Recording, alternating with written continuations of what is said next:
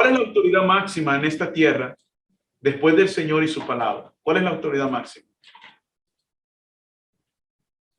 No tengan pena. El pastor, los ancianos. ¿Alguien más? ¿No? Si usted lee el Nuevo Testamento, después del Señor, por medio de su palabra, la autoridad máxima reside en la iglesia, como cuerpo. Dice, si tu hermano peca, no te crees. Si dos testigos no te, llévalo a la iglesia. Y Pablo hace mención de eso en varias ocasiones en sus cartas, que la decisión final no reside con un líder, reside con la iglesia. Ahora, yo no sé cuál es el gobierno en sus iglesias, y no quiero que usted vaya, el pastor Víctor nos enseñó y usted, no, that's not what I'm doing. No. Pero hay algo muy importante en la autoridad de la iglesia.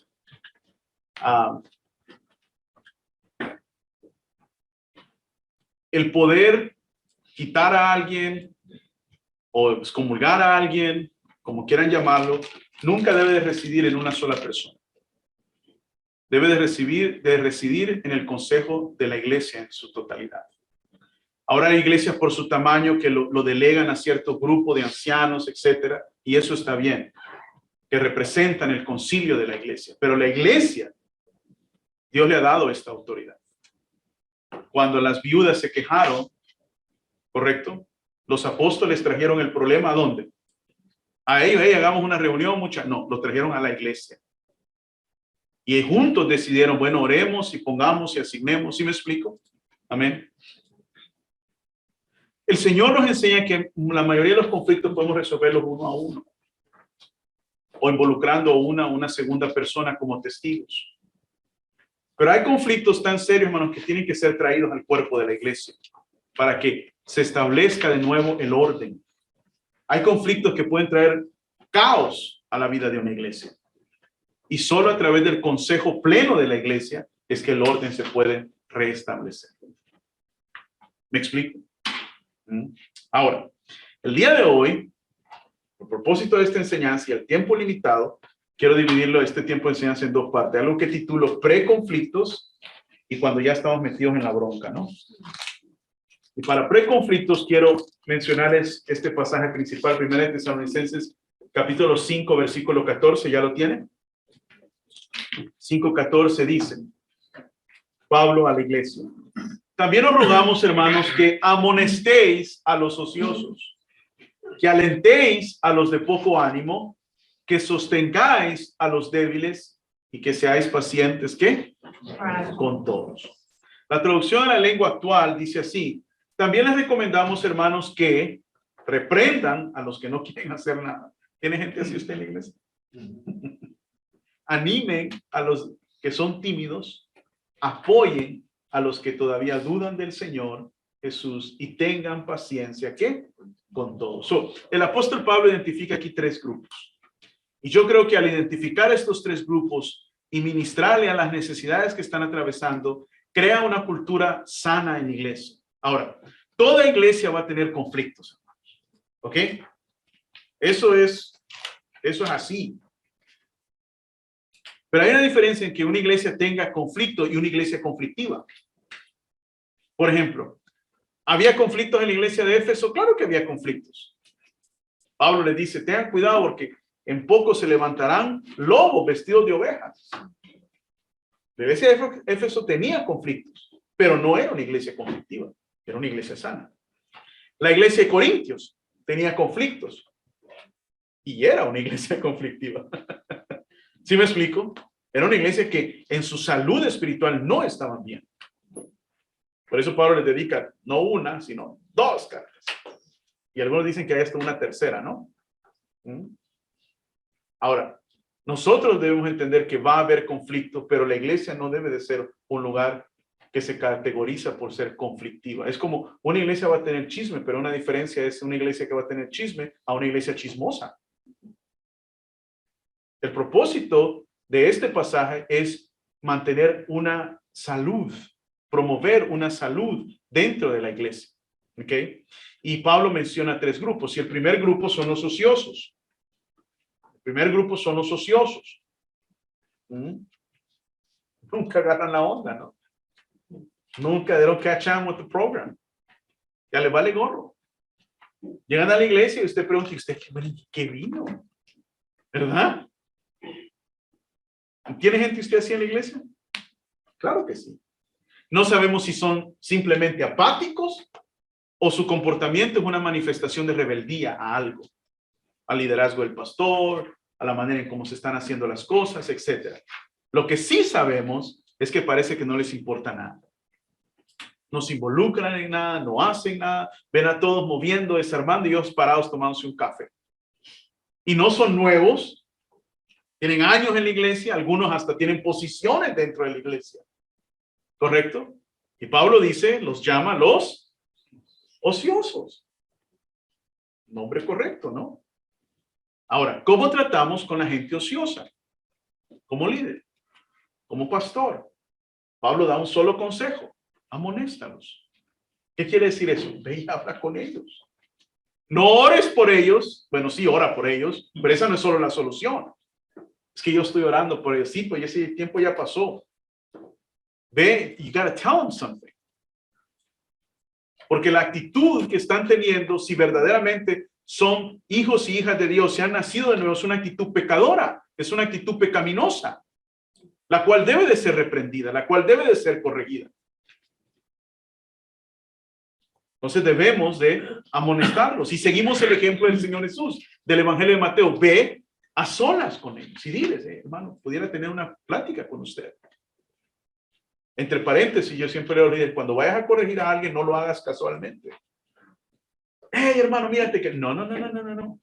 Agárrate una de las oficinas de la iglesia y del hermano, me regala 10 minutos, pudiera subir a platicar con usted de una manera formal, porque todo lo que se hace formal y seriamente, la gente así lo recibe. Pero todo lo que usted hace casual, así lo va a recibir la gente. Solo llamas aparte.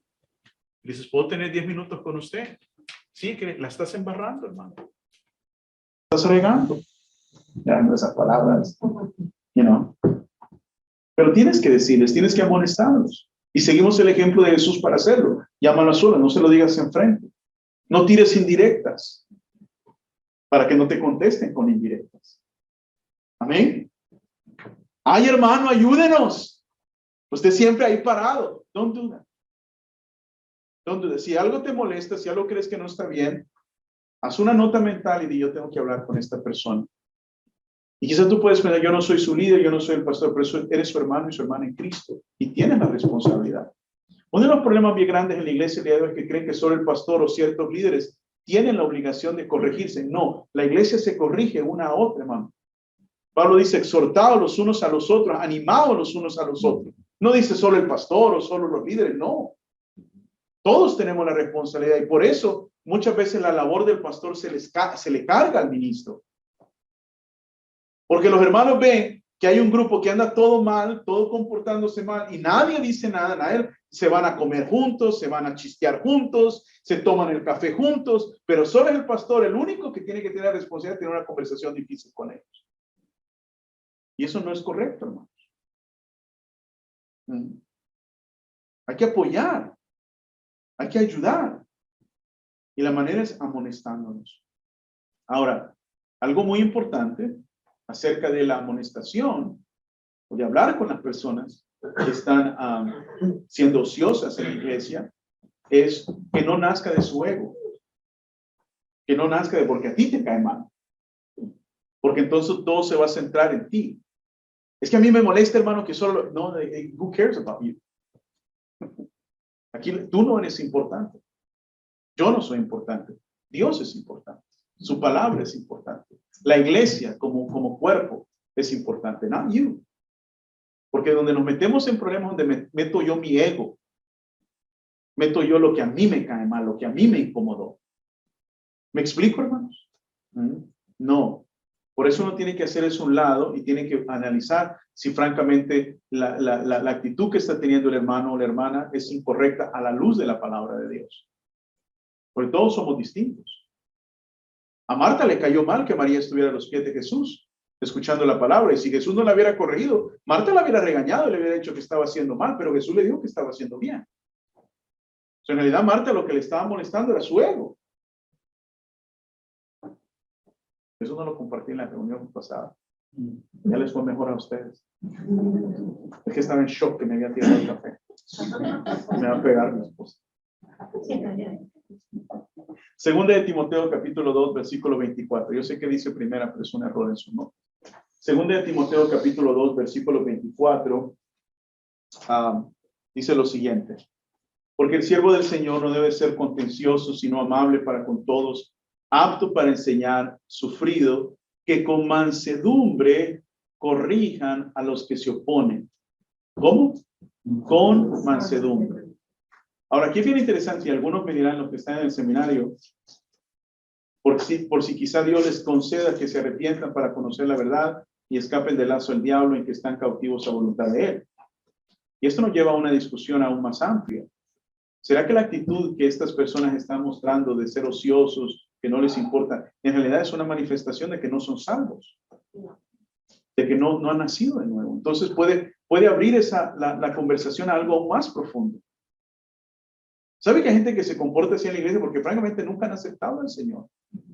El peor error que usted puede cometer, hermano, es asumir que toda la gente que se siente el domingo en la iglesia son cristianos. Por favor. Por favor, anda bien chupando, nunca da ni $1 a la iglesia. Esa gente no es salva. Esa gente no es salva. Esa gente viene porque le gusta escuchar, porque tiene comezón, porque si no la mujer está brava con el hombre toda la semana. ¿Sí me explico? Pero esa persona puede ser ganada al Señor. ¿Sí me explico?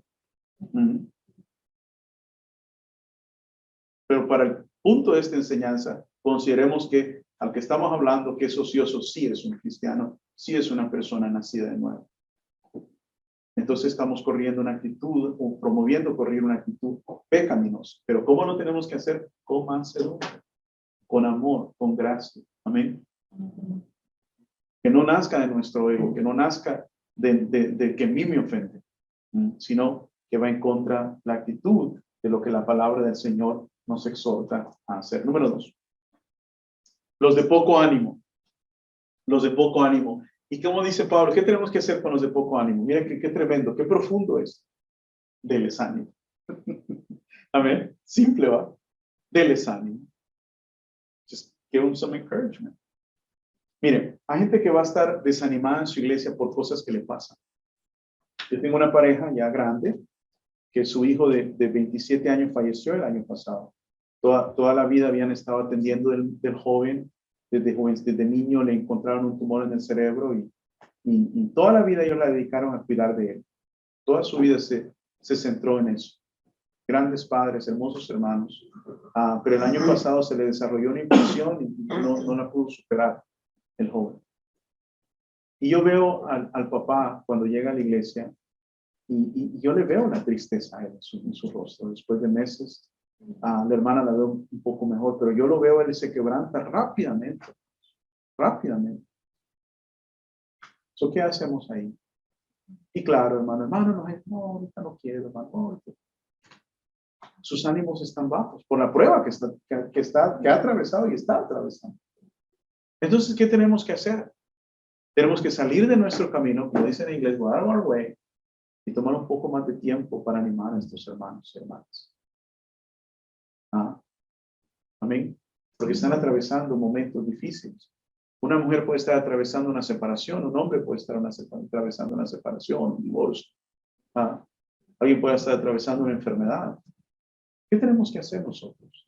¿Los ánimos decaen en esos momentos? Claro que decaen, hermano. Problemas con un hijo, problemas con una hija. Tengo una parejita en la iglesia que han tenido problemas, tuvieron unos problemas con sus niños difíciles. Ha sido un mes muy difícil. Encima de eso, los problemas económicos se les han cargado. Entonces el día jueves, después de la enseñanza, saludando a toda la bola, yo nos miré, me desvié y tomé 15, 20 minutos solo para hablar con ellos y animarlos. A otros los saludé. ¿Cómo está? Dios te bendiga. Te veo el domingo. But you're doing okay right now. Me voy a dedicar un poquito más a ellos que yo sé que están atravesando un momento difícil. Y animarles. Amén. orar por ellos, darles un abrazo, amén, para que su espíritu se levante. Amén, correcto. So Pablo dice, a los de poco ánimo, dales ánimo. Dales ánimo. Usted no sabe, uno a veces solo juzga la actitud, pero uno tiene que saber un poquito más acerca de la actitud. ¿Sí me explico? Las pruebas que pueden estar atravesando. Usted los puede animar orando por ellos, hermanos. Uno debe de orar por ellos, recordándoles la promesa de la vida eterna, porque las pruebas en esta vida un día van a acabar. O acaban porque las atravesamos, o acaban porque nos vamos a ir con el Señor. ¿Sí me explico? Y hoy en día uno ya no menciona la vida eterna. Usted sabe muy bien, la iglesia hoy en día solo está enfocada en el yo. Cómo yo supero esto, cómo yo trato esto, y nadie habla de la vida, nadie habla de la vida eterna, nadie habla de la salvación. Nadie habla de por lo cual Cristo vino a morir en la cruz del Calvario. Cristo no vino a morir en la cruz del Calvario para que usted supere su depresión. Cristo vino a morir en la cruz del Calvario para que su alma y la mía no vayan al infierno por toda la eternidad.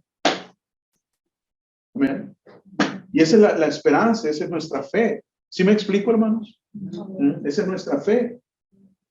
Recuérdenles que Dios está obrando aún a través en medio de las pruebas.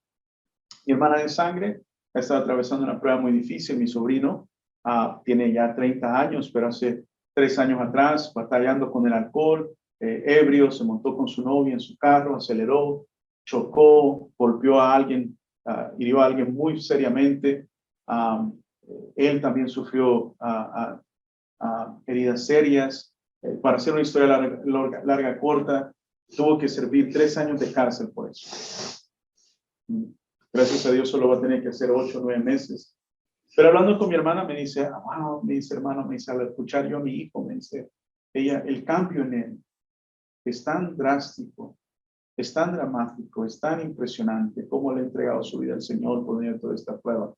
Dice que él no hubiera cambiado si esto no hubiera sucedido. Él era un joven egoísta, egocéntrico, ¿sí me explico? Pero todo esto lo cambió a él. Yo hablando con él hace unas 2 semanas atrás, me llamó desde la cárcel. Le digo, me da mucha alegría ver lo que Dios hace en ti y está haciendo. Y francamente no hubiera sucedido si no hubiera atravesado esa prueba.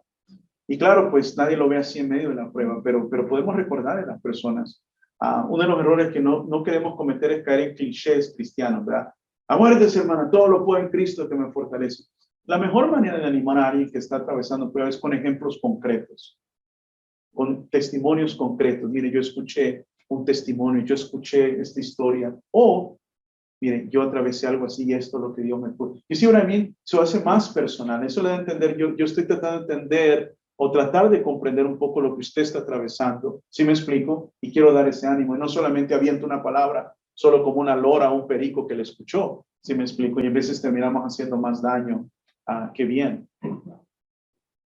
Pero hermano, si hay gente que está doliendo en la iglesia, si hay gente que está desanimada en la iglesia por cosas que le están sucediendo y no se les ministra, ¿usted cree que esas personas van a causar conflicto? Posiblemente.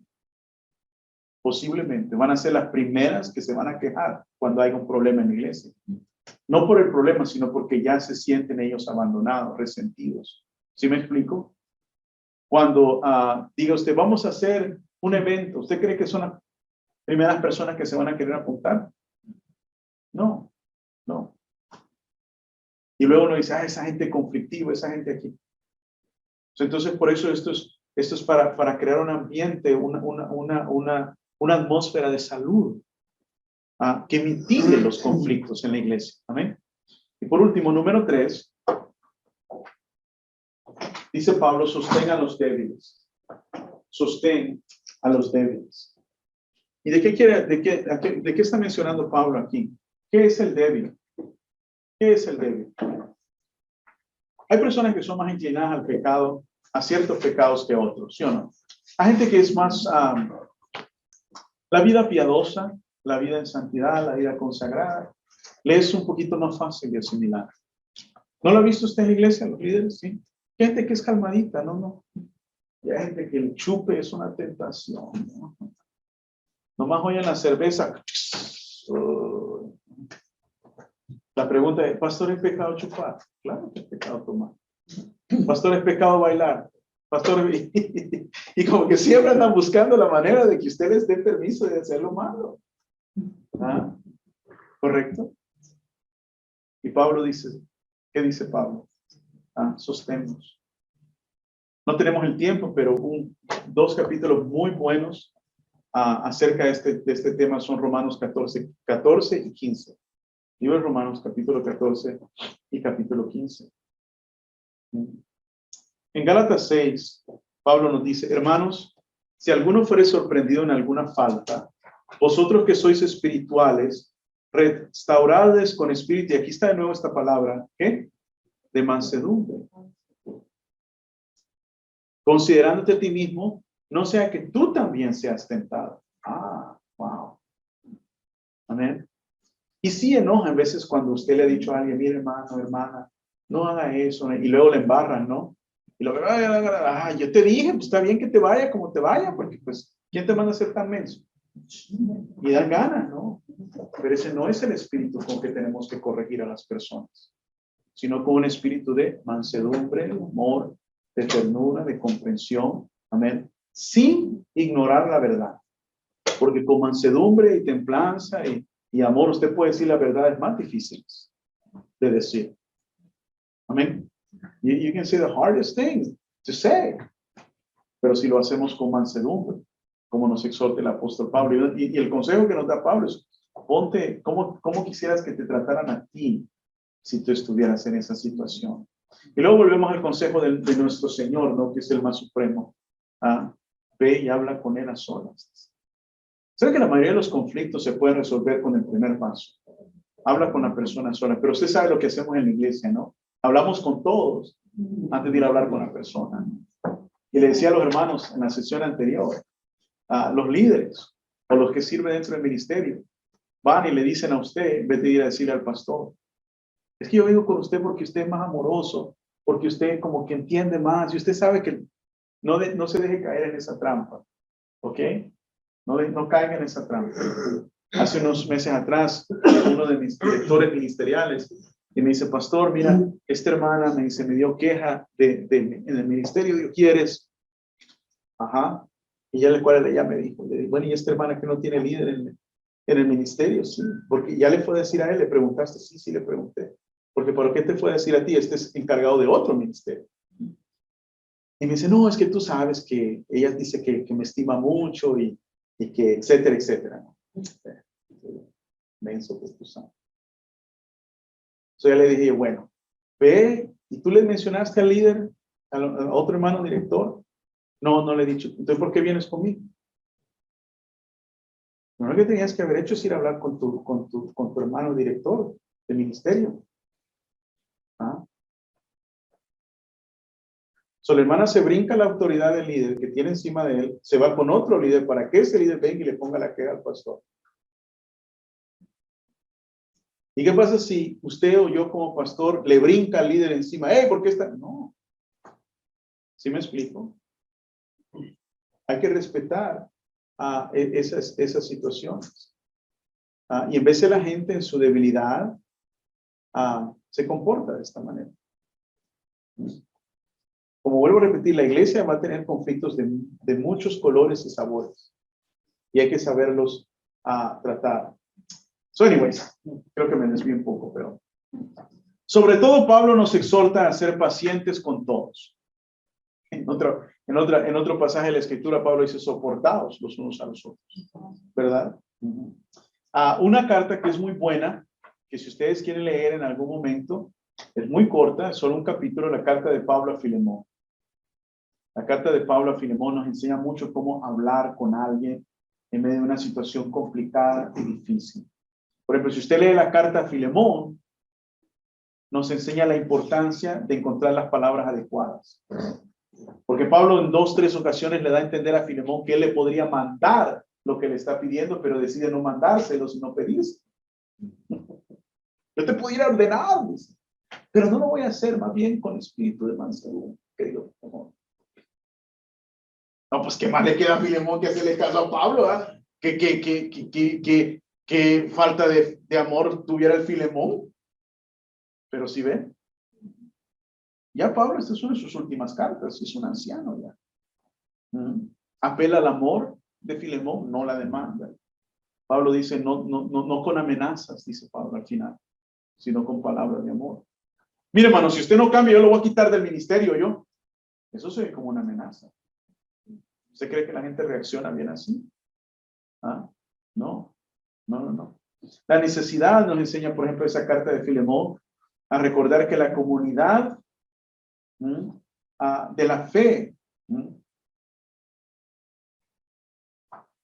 lo que la comunidad de la fe ha representado para ellos. Pablo le dice a Filemón, acuérdate lo que he hecho por ti, lo que la iglesia representa para ti. Ahora manifiesta esto con Onésimo, el esclavo que está ahí. Y luego, es bien interesante, hágalo a un ladito ahí nada más. En el versículo 21 de la carta a Filemón, Pablo espera una respuesta de Filemón.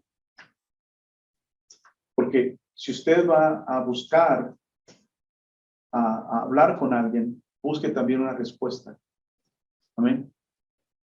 No deje las cosas en el aire, van a ver qué pasa. ¿Sí me explico? Quizá la respuesta va a ser, nos vamos a tener que volver a reunir. Ayer tuve una pareja en mi casa, dándole una consejería, y le digo a mi esposa, yo ya tengo años de hablar con gente. Ya lo que aprendí es que ningún problema se soluciona con una plática. Pero usted viene con 20 años de bronca. Yo desde el principio, bueno, esta es la primera de varias conversaciones. Primero los conozco, ¿no? A ver, platíqueme de cómo para la cosa. ¿Vale? Y a veces me dan ganas de decir, ya se puede ir. Ya se desahogaron, pero más que suficiente para la primera plática. Más que suficiente. A la próxima le seguimos dando. You know?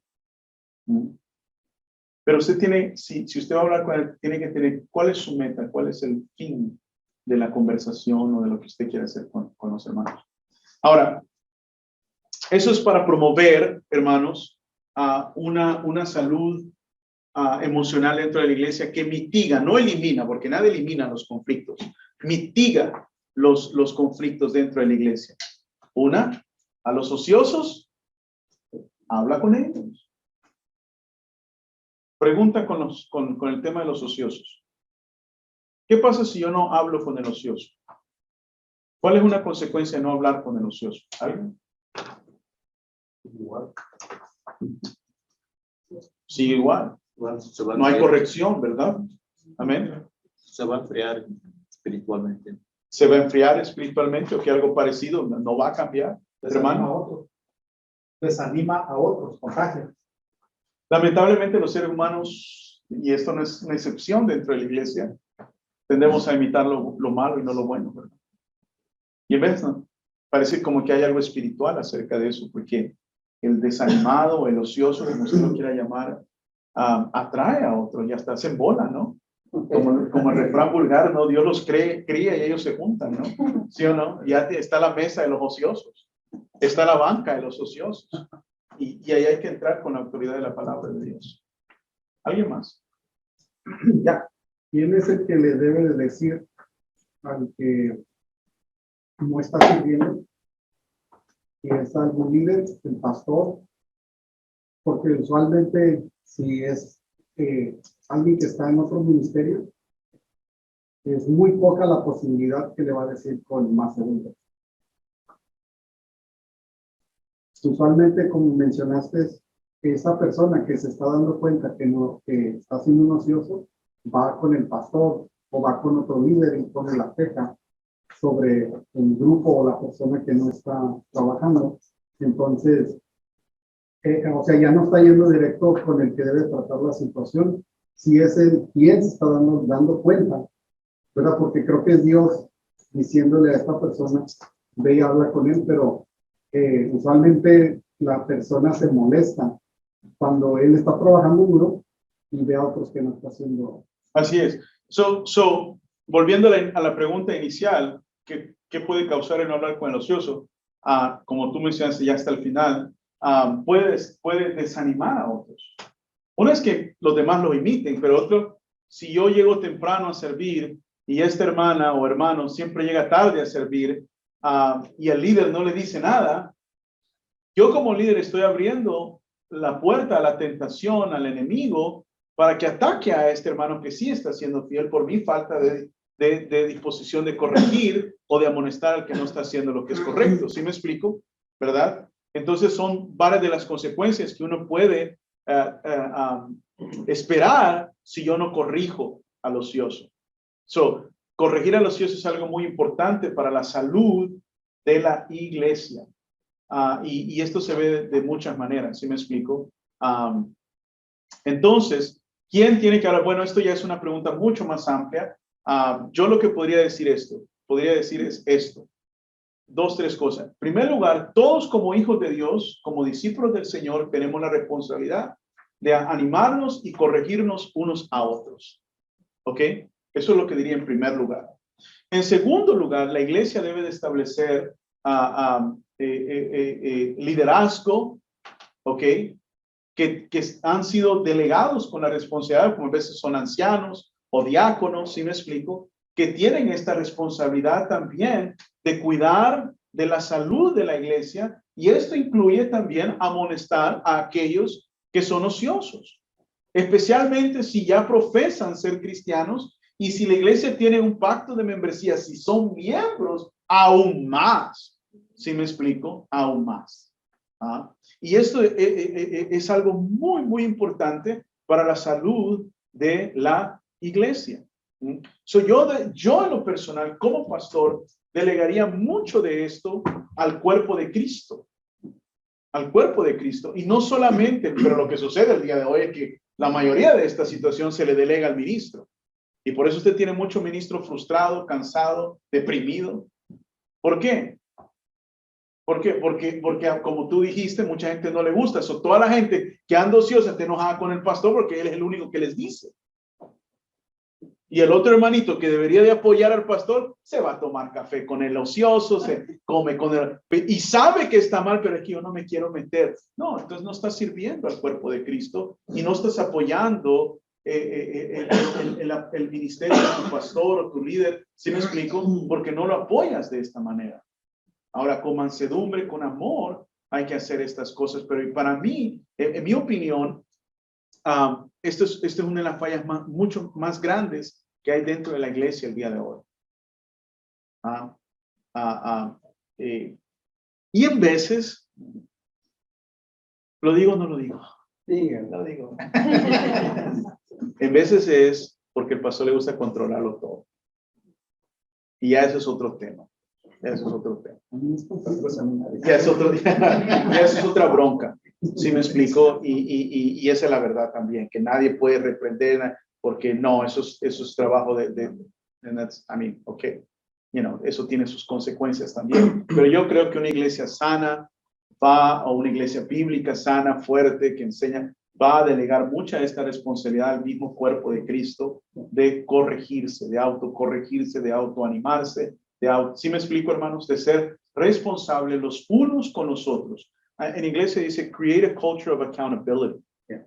Create a culture of accountability. We are accountable to one another. Somos responsables los unos con los otros. Amén. Somos responsables los unos. Ya, hermanos. Usted habló de corregir y amonestar. ¿Hay una diferencia en corregir y amonestar? Bueno, la amonestación la palabra que Pablo utiliza ahí es una corrección. Porque obviamente hay una actitud incorrecta.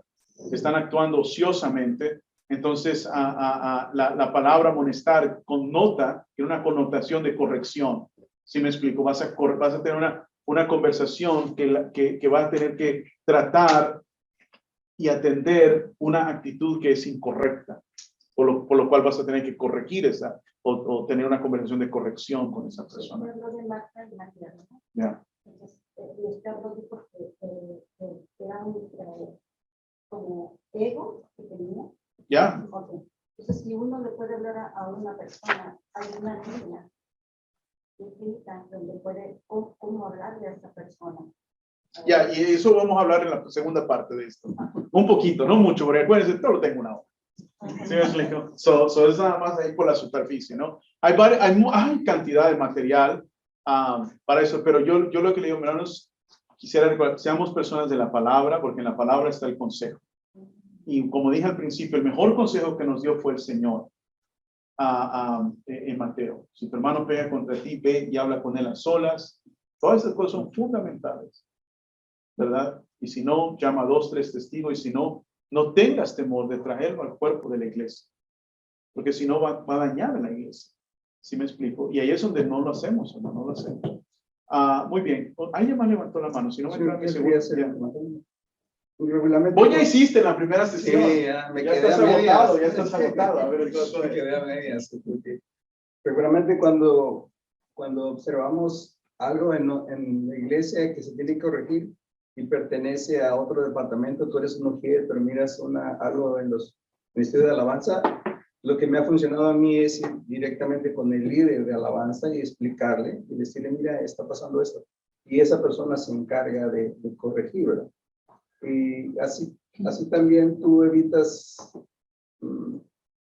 pues problemas, ¿no? En el sentido de querer hacer todo. Hay gente que en la iglesia aparece en la policía, siempre andan viendo a ver a quién decir algo. Y yo pienso que en ese paso tenemos que ver una cultura de honor, darnos honor unos a los otros. Y decir, si esta es la persona encargada, voy con ella.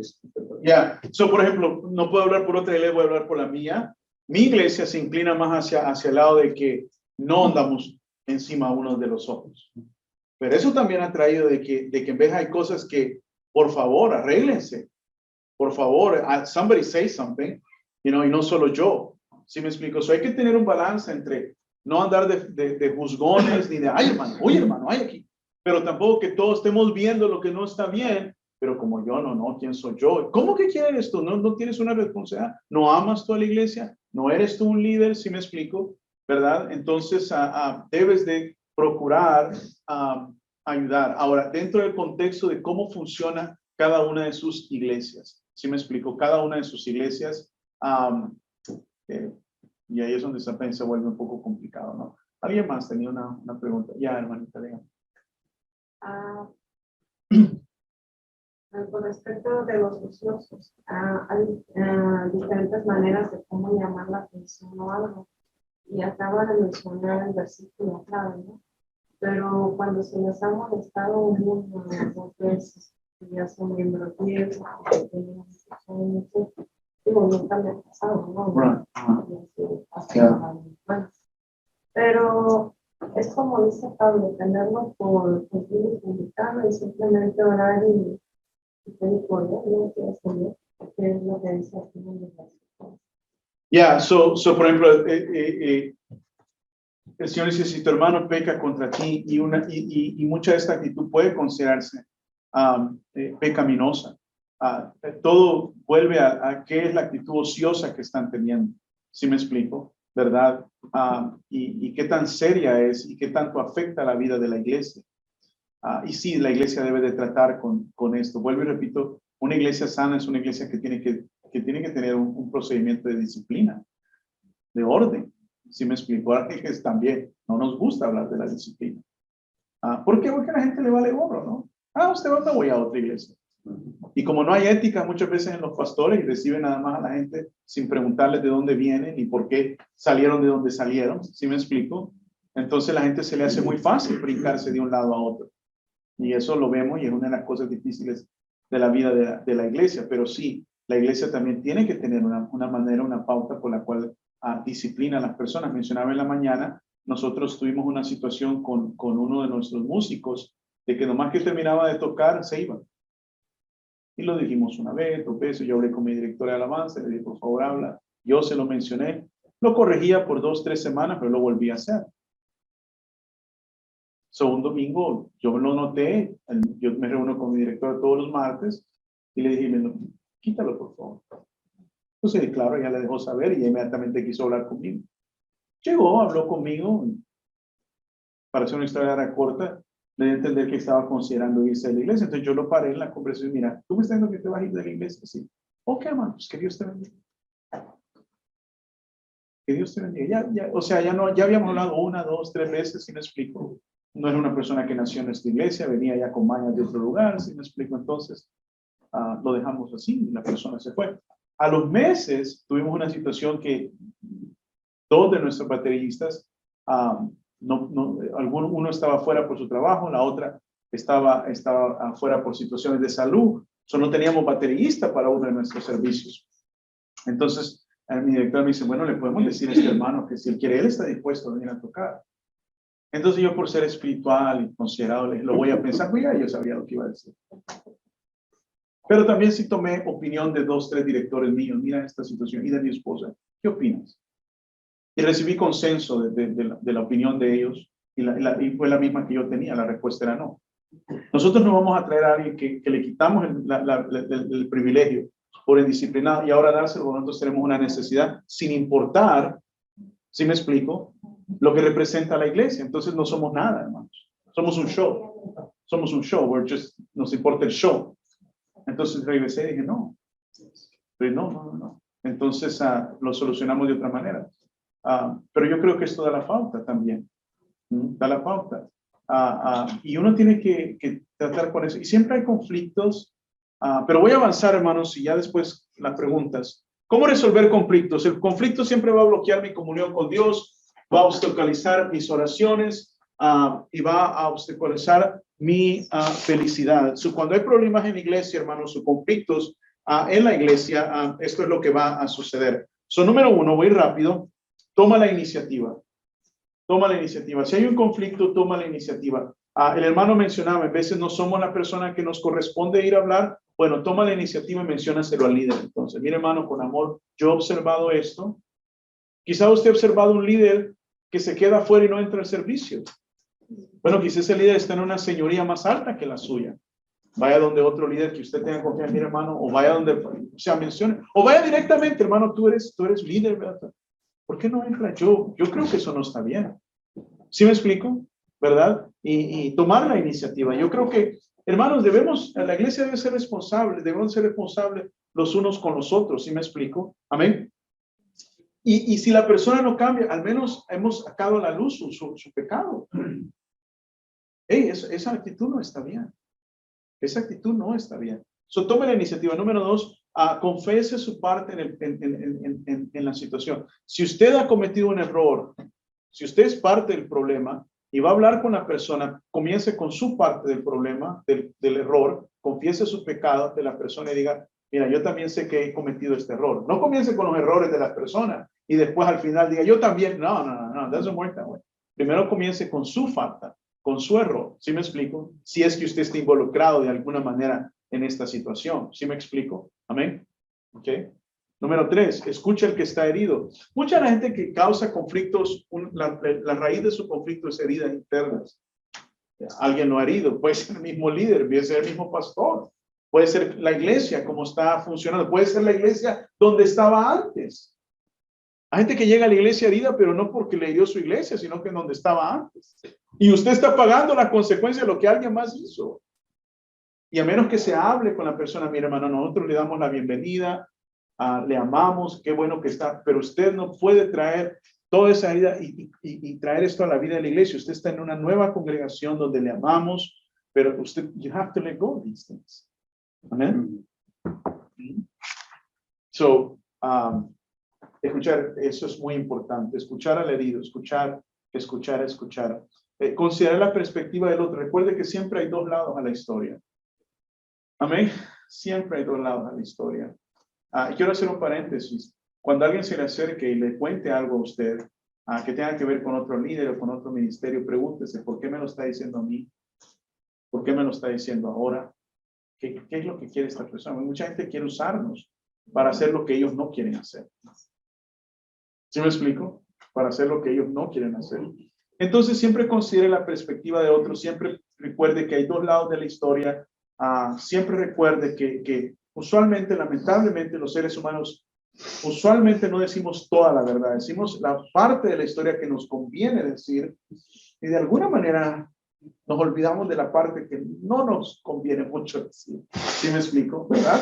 Entonces ahí hay que tener cuidado cuando uno escucha. ¿Sí me explico? Pero acuérdate que tienes que considerar la perspectiva del otro.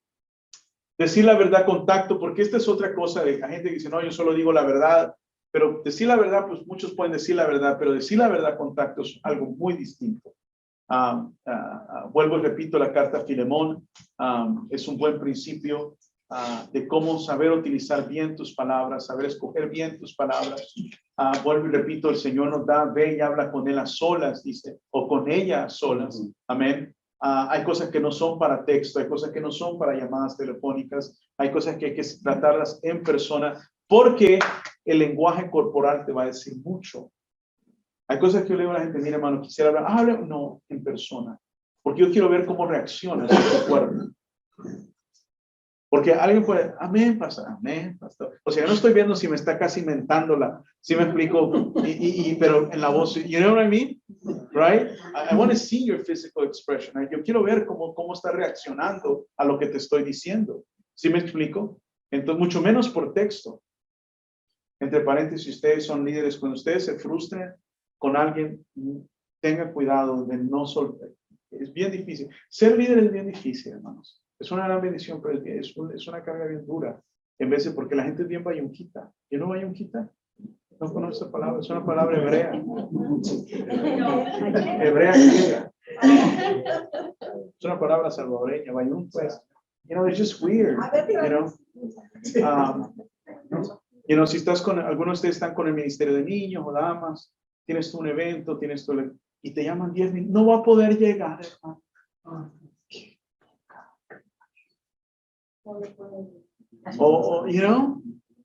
Y en veces dan ganas uno de reaccionar, ¿sí o no? Y francamente, ahí uno tiene que tener calma y, por ejemplo, hace como unos 2, 3 domingos atrás, mi esposa estuvo fuera, salió con su mamá, y varias de las personas del ministerio que ella corre, que es el de mujeres y niños, no llegaron.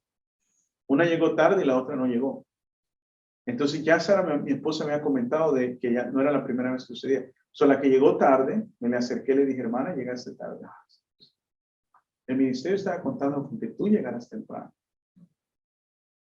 No, eso, ok. No, you messed up. Y ahí, pues, todo lo que le voy a decir. Tiene que reconocer que le embarró. La otra persona, era la segunda vez que lo hacía en el mes.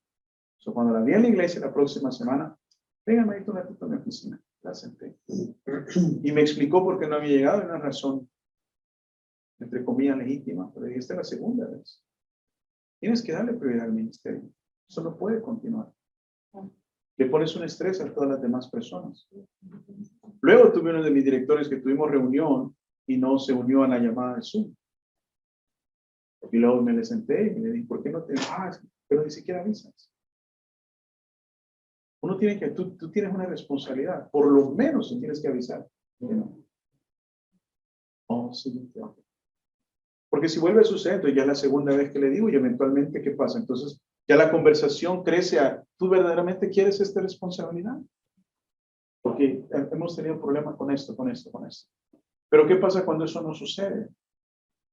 Va creciendo la situación. ¿Sí me explico?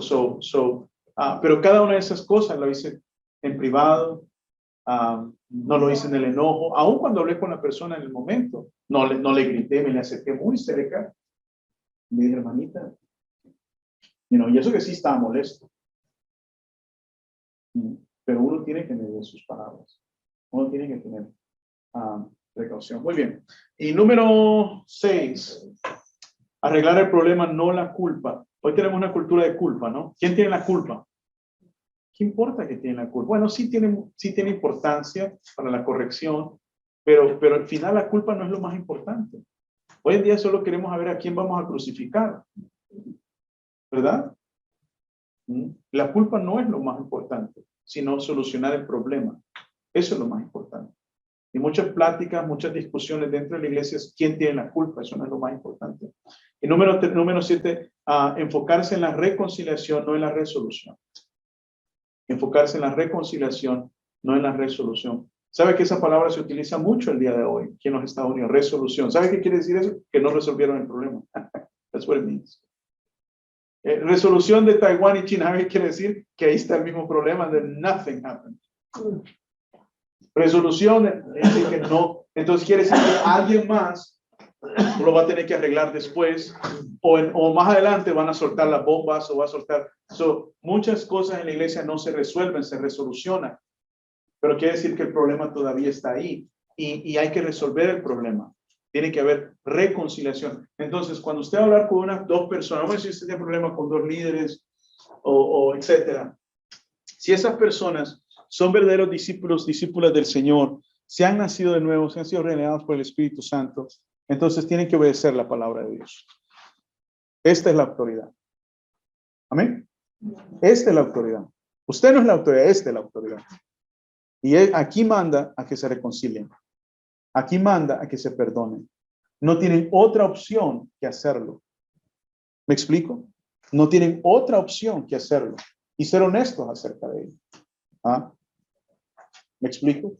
So, uno los trae y le dice, y usted tiene una obligación de perdonar y de reconciliarse.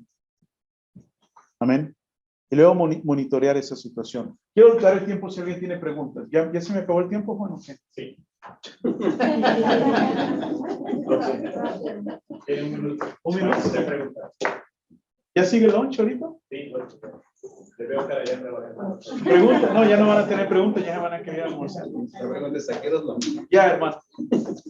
No, Háganla cortita y voy a tratar de ser corto mi respuesta. cuando, como mencioné ahorita, el conflicto con dos hermanos que están dentro de una demanda. ¿Le manda legal? Sí.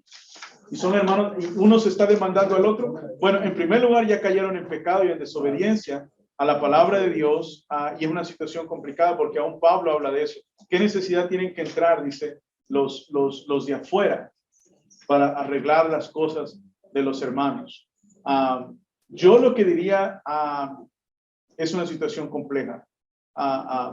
Lo que diría al liderazgo de la iglesia es, o al pastor o al líder, es tener mucho tacto. Y francamente es tan complejo cuando ya uno mete al mundo y su sistema, que lo que diría es que ya en primer lugar ya se desobedeció la palabra del Señor, tuvo que haberse corregido. Pero, o sea, la pregunta es, ¿qué posición toma la iglesia? ¿O a qué te refieres? Sí, porque pues los dos están en la posición de una que son sus bienes. ¿Son familiares? No, son hermanos. Se metieron a un negocio juntos. Posiblemente. Cualquier cosa. Entonces, es la posición de que hay un conflicto porque son sus bienes de ellos, ¿verdad? Entonces, ahora, para solucionar esto, van a la palabra, ya se desobedeció, ¿verdad? Lo que dice la palabra, pero también ocurre algo que está en sus derechos, ¿verdad? Como lo ponimos, ¿cuáles son mis derechos delante de todo eso? Entonces, como iglesia, ¿verdad? A dónde llega la iglesia, o más que nada el liderazgo con esto, y también cuando ocurre esto, a dónde llega el otro punto que mencionaste sobre el perdón. O sea, que no hay otra forma más que perdonar. Así vamos a obedecer la palabra. Bueno, uno va a ser el feliz y el otro no va a salir muy feliz, ¿verdad? Al que va a ganar probablemente se sienta muy bueno, pero depende. Yo, como vuelvo a repetir, ya que entró en otra situación, se vuelve más complejo, se vuelve mucho más complejo, mucho más difícil. En la iglesia hay conflictos, hermanos, que son tan feos, que son tan desagradables, que no hay final feliz. Sí, por ejemplo, un mismo matrimonio. Ya, igual. Ya, exactamente. O infidelidad o cosas así dentro de la iglesia, el hermano con esto. Cosas que no hay final feliz, que va a haber pérdida, no importa cualquiera sea el final o la resolución. Va a haber personas que ya no van a estar en la iglesia. El gozo, la alegría de la iglesia se ha habido dañada por esto. Y lo que sucede después tiene que suceder un tiempo de sanación, un tiempo de restitución, si me explico, porque este conflicto ha traído daño a la vida espiritual. Y debemos entender que hay conflictos que se va a pagar un precio de gente, de salud emocional, de vitalidad espiritual, si me explico, por lo mismo, porque eso es lo que hace el pecado, si me explico, porque el hecho de que ellos se mandaron quiere decir que no llegaron a un entendimiento, lo cual a la misma vez denota, pues, ciertas cosas que no pudieron bien. Pero ya, lo que diría es, hay conflictos que no importa cuál sea la resolución, va a haber un precio que pagar. Uno más y ya nos vamos. Y si no hay nadie,